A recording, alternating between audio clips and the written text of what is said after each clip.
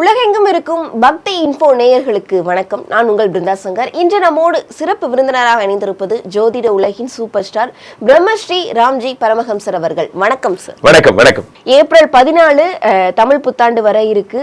அனைத்து ராசிக்காரர்களுக்கும் பலவிதமான அதிர்ஷ்டங்கள் கொட்ட இருக்கு அப்படின்னு சொல்றாங்க. ஒவ்வொரு ராசிக்காரர்களுக்கும் எப்படி இருக்கு அதிர்ஷ்டம் அப்படின்றத பார்த்துடலாம். நிச்சயம். சுவாமிஜி, ரிஷபராசிக்காரர்களுக்கு இந்த தமிழ் புத்தாண்டுல எந்த மாதிரியான அதிர்ஷ்டங்கள் கொட்ட போகுது? ரிஷபராசிக்காரர்களை பொறுத்த வரைக்குமே 11ஆம் இடத்துல சனி பகவான் வந்திருக்கிறார். இது வந்து லாப சனி என்று பெயர். லாபசனி. லாபசனினா என்னன்னா, ஒரு விஷயம் கெட்டவன்ல நல்லது பண்ண ஆரம்பிச்சா எப்படி இருக்கும் தெரியுமா அப்படிங்கிறது தான். இப்போ சனி வந்து பொதுவாகவே நிறைய அள்ளி கொடுப்பவர். அவர் வந்து 11ஆம் இடத்தில் இருந்து லாபஸ்தானத்திலிருந்து தரப்போகிறார் எனும் பொழுது அதிர்ஷ்டத்தை அதிகம் பெறும். 11, 12 ஒன்றை பார்க்கிறார். இப்போ இது என்ன விஷயம்னா, சனி பகவான் ஒரு பக்கம் 11லிருந்து ராசியை பார்க்கிறார், 5ஐ பார்க்கிறார். 5ங்கிறது யோகஸ்தானம். யோகம் என்பது என்னன்னா, ரிஷபராசிக்காரர்களுக்கு எது இதெல்லாம் வந்து வீடு யோகம், வண்டி யோகம், ஏதாவது ஒன்று கேட்கணும்னா கூட இருந்தால் நம்ம என்ன கேட்போம், எங்களுக்கு வெளிநாட்டு போகிற யோகம் இருக்கா, கல்யாணம் பண்ணிக்கிற யோகம் வந்தாச்சா, குழந்தை பிறக்கிற யோகம் வந்தாச்சா என்பது போல் கேட்போம். ஸோ அப்போது ரிஷபராசிக்காரர்களுக்கு என்ன ஆகும்னா, அந்த யோகத்தை சனி பார்க்கிறார். சனி கொடுத்தால் எவர் தடுப்பார், அதான் அதில் ஸ்பெஷல். இதில் சனி 8 பார்க்கிறார். 8ங்கிறது ஆயுள் பாவம். இந்த வருஷம் யாருக்கெல்லாம் உயிருக்கு ஆபத்தான பிரச்சனைகள் இருந்ததோ ரிஷபராசிக்காரர்களுக்கு, எங்களுக்கு இந்த மாதிரி வந்து லெவல் 4 ப்ராப்ளம், எல்லா விஷயத்துலையும் சொல்கிறேன், ஸ்கின்னு அல்லது வந்து வேற சொல்ல உயிர்கொல்லி நோய்கள், ஏதோ அது லெவல் 4 ப்ராப்ளமாக இருந்தாலும் சனி பகவான் 8 பார்க்கும் பொழுது அந்த பிரச்சனைகள் சரியாகி விடுகிறது. Point number 1. பாயிண்ட் நம்பர் 2 என்ன அப்படின்னா, குரு பகவான் இந்த பக்கம் 3ஆம் இடத்தில் மறைகிறார். ஏற்கனவே 2ல் இருந்தார். 2ல் இருந்தார் சார் பேர், தனஸ்தானத்தில் ஒன்றுமே தரல. 3ஆம் இடத்திலே விபரீத ராஜயோகம் பெறுகிறார். 8 குடைவன் 3ல் மறைந்து விபரீத ராஜயோகம் பெறும்பொழுது என்ன ஆகும்னா, பண விஷயத்தை அள்ளித்தரார், நிறைய நகைகள் தரார். ரிஷபராசிக்காரர்கள் இது வரைக்கும் நகை அடமானம் வச்சிருந்தீங்கன்னா அந்த நகையை மீட்டுறது போன்றவைகள் ஏற்படும். அடுத்தாக 3ஆம் இடத்திலிருந்து 5ஆம் பார்வையாக 7 தான் பார்க்கிறார். ரிஷபராசிக்காரர்களுக்கு கல்யாணம் ஆகிடும். 3 பெரிய அதிர்ஷ்டம் என்ன அப்படின்னா, இதை படுங்க, இதோட இன்டர்லிங்க் பண்ணுறேன். ஃபஸ்ட்டு 7 குரு பார்த்துட்டார், கல்யாணம் ஆகிடும். 5 சனி பார்த்துட்டார், குழந்தை ஓகே ஆகிடும். அடுத்ததாக 9 வந்து குரு பார்க்கிறார். அதிர்ஷ்டங்கள் ஷேர் மார்க்கெட்டு, தங்கத்து மேலே கிரிப்டோ கரன்சி மாதிரி, இன்ட்ரோடே மாதிரி, காலைல போட்டால் சாயந்தரம் எடுக்கலாம் அப்படிங்கிற மாதிரி போன்ற விஷயங்கள். இதில் என்ன ஒரு பெரிய ஹைலைட்னா, 11ஆம் இடமாகப்பட்ட லாபஸ்தானத்தை குரு பார்க்கிறார். அப்போ என்ன ஆகும்னா, ரிஷபராசிக்காரர்கள் இதுவரை ஏதேனும் கடன் பட்டிருந்தால் இந்த கடனை தீர்த்து, இந்த பக்கம் கடனை தீர்ப்பீங்க, இந்த பக்கம் சேவிங்ஸ் பண்ணுவீங்க, 2 ஒரே கையால். இந்த பக்கம் இது செய்வீங்க, இந்த பக்கம் இந்த ஆக்டிவிட்டி. இப்போ ரிஷபராசிக்காரருக்கு ரொம்ப பிரமாதமாக இருக்குது. அது அற்புதமான ஒரு பீரியட்னா அது இந்த பீரியட் தான். இந்த ஒரு வருடம் வாழ்க்கையை மாற்றக்கூடிய வருடமாக இருக்கும். சுவாமிஜி, ரிஷபராசிக்காரர்களுக்கு பலவிதமான அதிர்ஷ்டங்கள் கொட்ட இருக்கு அப்படின்னு சொல்லியிருந்தீங்க. இந்த ராசிக்கார குழந்தைகளுக்கு கல்வி அப்படின்றது எப்படி இருக்கும்? ரொம்ப அருமையாக இருக்கும். காரணம் என்னவென்றால், 2ஆம் இடத்துல குரு பகவான் இருக்கார். இப்போ ரிஷபத்துக்கு 2ஆம் இடத்தில் இருக்கின்ற குருதான் ஜூன் மாதம் 3ஆம் இடத்திற்கு சென்று விபரீத ராஜயோகம் பெறுகிறார். அப்போ 2ஆம் இடம் என்பது கல்விஸ்தானம். கல்விஸ்தானத்தில் குரு பகவான் ஜூன் 2 வரைக்கும் இருக்கார். ஆக குழந்தைகளுடைய, மாணவர்களுடைய, நாட் ஓன்லி குழந்தைகள், கல்லூரி மாணவர்களாக இருக்கலாம், அல்லது சில பேர் இன்டர்னல் எக்ஸாம்ஸ் எழுதுவீங்க, அல்லது சில பேர் பிஎஸ்ஆர்பி, ஆர்ஆர்பி அந்த மாதிரியான போட்டித் தேர்வுகள் எழுதுறவங்க இருப்பாங்க. அது யாராக இருந்தாலும் சரி, அவர்களுக்கு அந்த அந்த என்ட்ரன்ஸ் அதில் வந்து கண்டிப்பாக வெற்றி கிடைக்கும். ரொம்ப அற்புதமாக இருக்குது. ஆனால் ஜூன் 2க்குள்ளே அவங்க நினைத்ததை சாதிப்பார்கள்.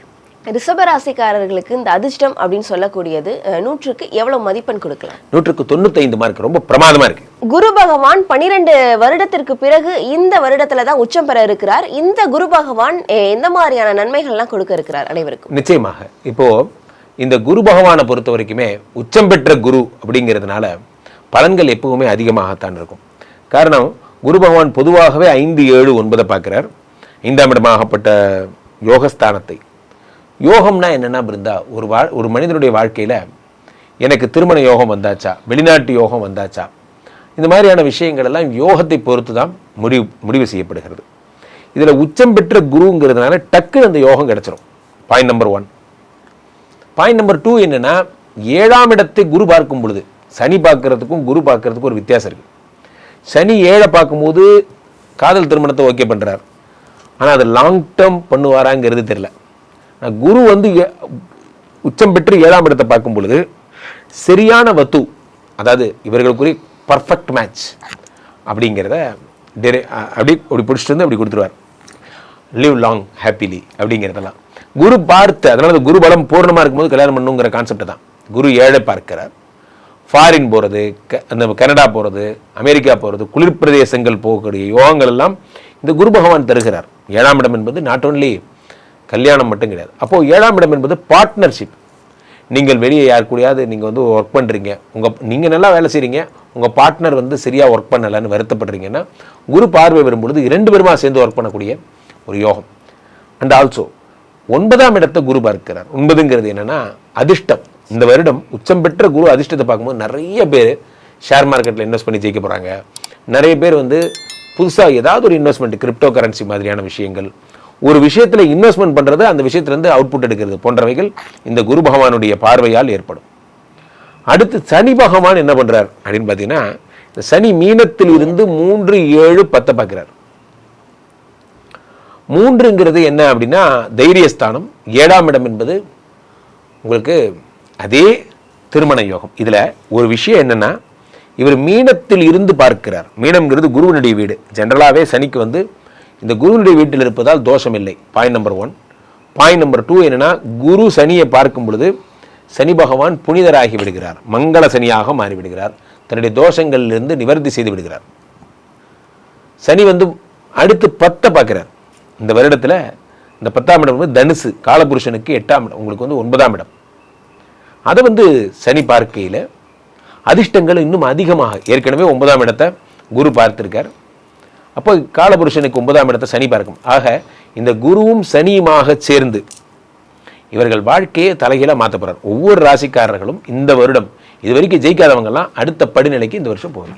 கண்டிப்பா ராம்ஜி, அனைத்து ராசிக்காரர்களுக்கும் எந்த மாதிரியான அதிர்ஷ்டங்கள் கொட்ட இருக்கு அப்படின்னு சொல்லிட்டு பல விஷயங்கள் வந்து நீங்க சொல்லியிருந்தீங்க. மக்கள் உங்களை தொடர்பு கொள்ளணும் அப்படின்னா எப்படி தொடர்பு கொள்றது?